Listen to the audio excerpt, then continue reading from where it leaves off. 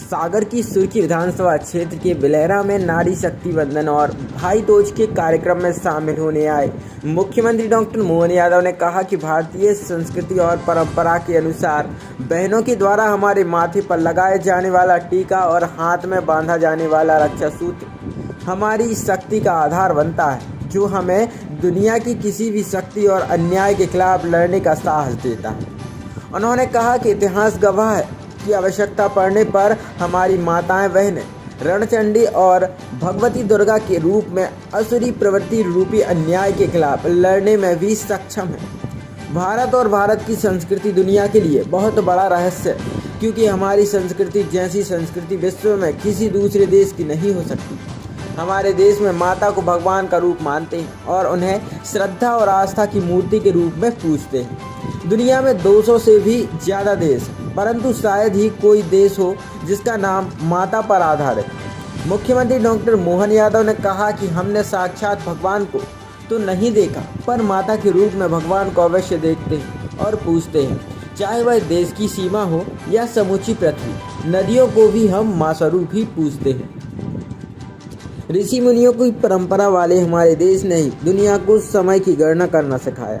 आज दुनिया की पहली वैदिक घड़ी महाकाल की नगरी उज्जैन में सुशोभित हो रही है।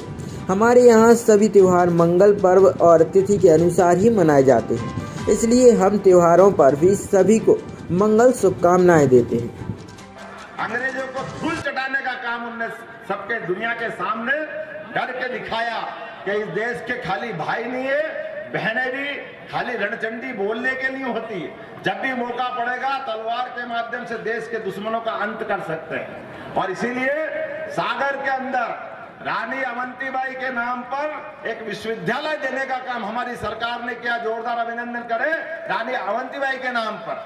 हमारे यहाँ रानी दुर्गावती जिनके नाम पर सरकार बनने के बाद हमने पहली कैबिनेट की जबलपुर में एक यूनिवर्सिटी दी। हमारे यहाँ ये जो भाव कभी हो ही नहीं सकता है कि जिन लोगों ने देश के लिए अपनी कुर्बानी दी उनको हम भूल जाए। अगर उनको हम भूलेंगे तो हमारा अपना देश के साथ अन्याय करेंगे। मैं एक बार फिर श्रद्धा से सिर नमाता हूं हमारे देश के यशस्वी प्रधानमंत्री के उस निर्णय के प्रति, जिनने सड़ी गली नई शिक्षा पुरानी शिक्षा नीति को बदलकर नई शिक्षा नीति 2020 लागू की।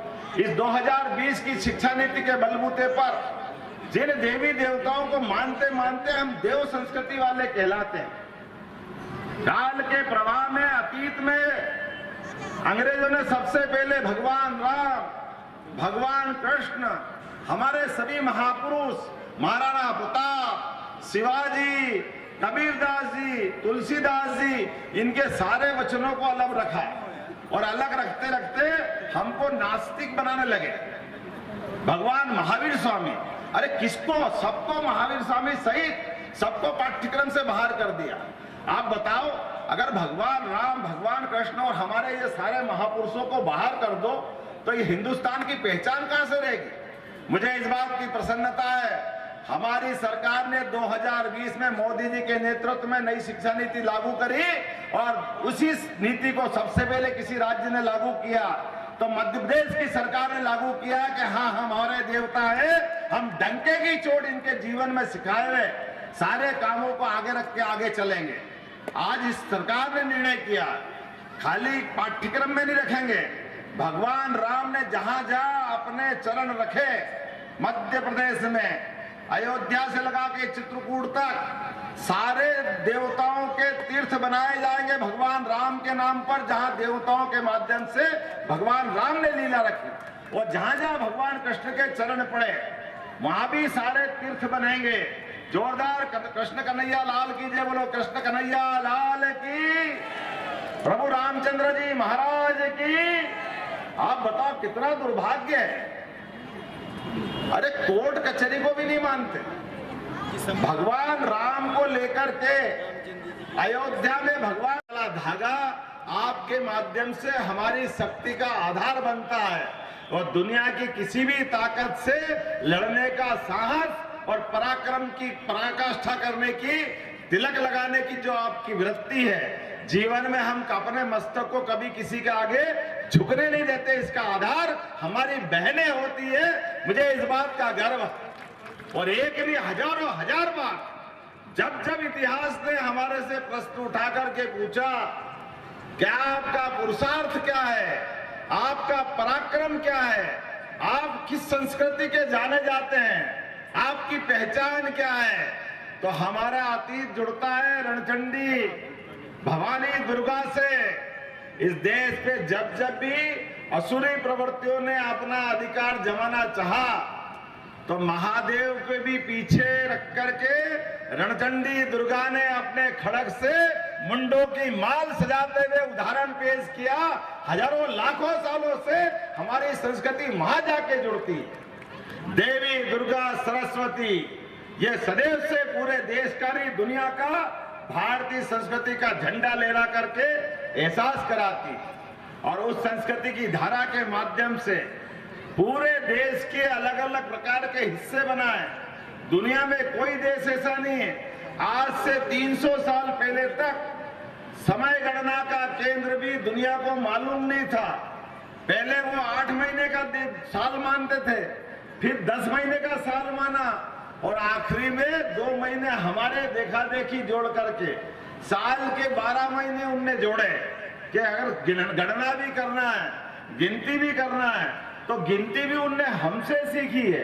दुनिया हमारी तरफ देखती है कि भारतीय संस्कृति अपना हिसाब कैसे रखती है, लेकिन अभी भी हमारा हिसाब रखने का तरीका उनको मालूम नहीं है। हमको मालूम है आज भी एक साल के 2 हिस्से हमारे उत्तरायण और दक्षिणायन से जुड़ते हैं।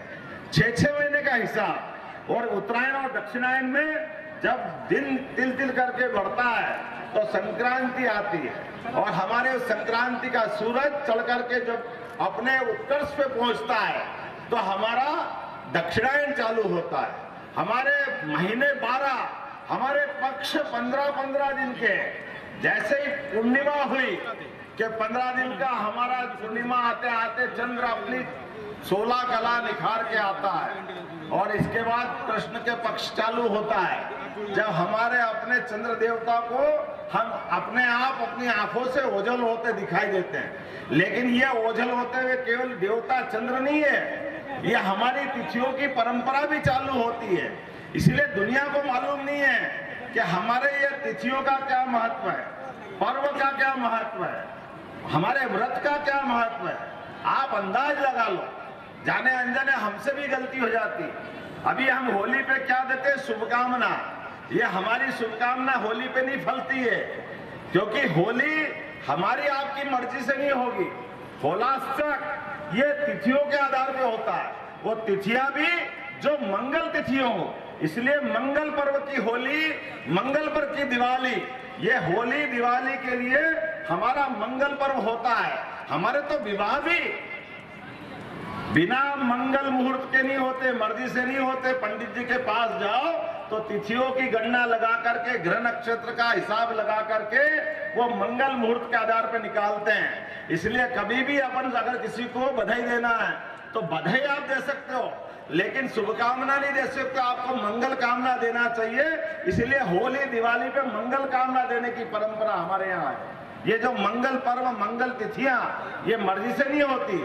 आज सुबह तक हमारी पड़वा थी, कल पूर्णिमा थी, दोपहर बाद हमारी दूज हुई। आज के सूर्योदय से कल का सूर्योदय, दोनों का बीच का बारीक से बारीक हिसाब हमारे यहाँ पंडित जी पंचांग के माध्यम से लगा लेते हैं। इसलिए पंडित जी सूर्य ग्रहण 100 साल बाद भी कब होने वाला वो अपना हिसाब बता देते हैं। और 500 साल पहले का भी कोई हिसाब पूछे तो पंचांग के माध्यम से जोड़ के हम ही बता सकते।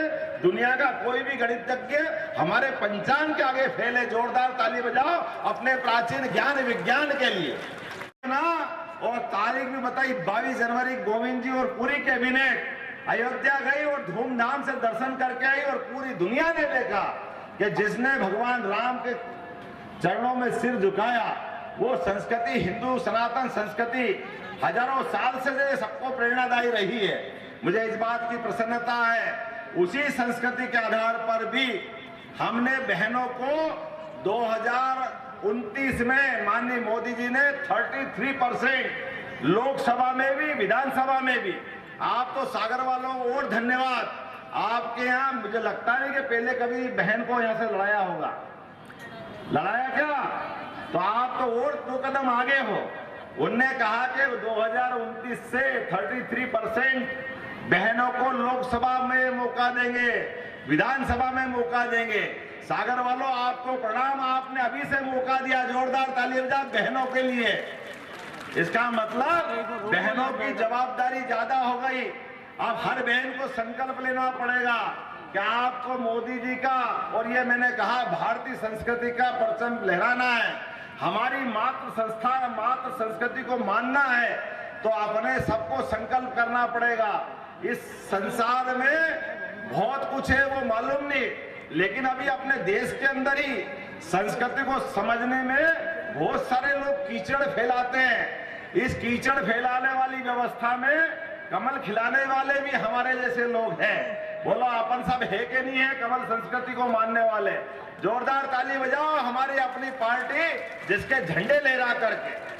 देश का चुनाव चिन्ह अगर होना चाहिए तो कटे पिटे हाथ तो हमारे यहाँ कभी मानते ही नहीं, शरीर बेकार हो जाता। हमारे यहाँ तो कोई राजा बनाने का मौका भी आ जाए और भूल से अंगली भी कट जाए तो उसको अलग पटक देते हैं। और मैं आपको धन्यवाद देना चाहूंगा, 1996 से आपके यहाँ तो कमल ही खिल रहा लोकसभा में, जब भी मौका पड़ा तो कमल खिल रहा है। और वो भी तब जब हमारी अपनी फुल फ्लेश मेजॉरिटी की सरकार नहीं थी। अब तो और खिलना चाहिए। बोलो खिलना चाहिए कि नहीं खिलना चाहिए? आने वाले चुनाव में हमारी लता वानखेड़े जी का साथ देंगे कि नहीं देंगे? अगर देंगे तो खड़े हो जाओ अपनी जगह, हाथ बांधो, मुट्ठी बांधो और मोदी जी का साथ देना। अगर कांग्रेस के लोग प्रश्न उठा रहे थे, अरे सरयू के किनारे भगवान राम अयोध्या में अगर पैदा नहीं हुए तो कहां हुए होंगे? 70 साल तक देश की आजादी के बाद भी भगवान राम के मामले को उलझा करके हिंदू मुसलमान को लड़ाने का हथियार बनाया गया था। वो तो सुप्रीम कोर्ट को धन्यवाद और हिंदुओं के धैर्य को धन्यवाद। 70 साल तक हमने अपने पत्थर पे सीना रख करके देश की आजादी के बाद भगवान राम का मंदिर बन जाए ये सपना देखते रहे। बोलो जय जय श्री राम।